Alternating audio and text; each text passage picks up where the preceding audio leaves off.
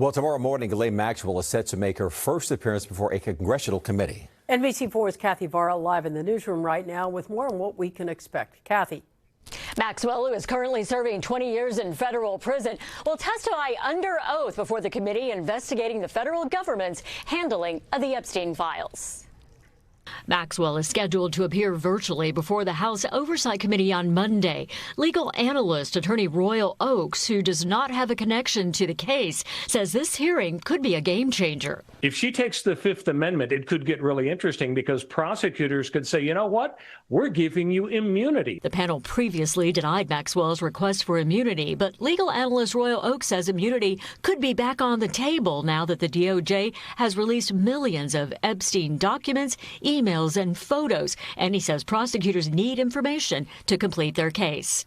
They would be looking for confirmation of facts and allegations they already know about, or are there new people, third parties, who they should charge based on her inside information? Maxwell was convicted in 2022 and sentenced to 20 years in prison for recruiting and grooming teenage girls to be sexually abused by Jeffrey Epstein. Testifying could incriminate Maxwell, damaging her habeas corpus petition seeking to overturn her conviction. Oakes says look for an offer of immunity or less time served at the federal prison in Texas as an incentive for Maxwell's testimony. This hearing could really be critical to the future scope of what's left of an Epstein investigation, because let's face it, Maxwell was at the nuclear core, and you know she would very much like people in the criminal justice system to appreciate her cooperation, because theoretically they could reduce the length of her 20-year sentence.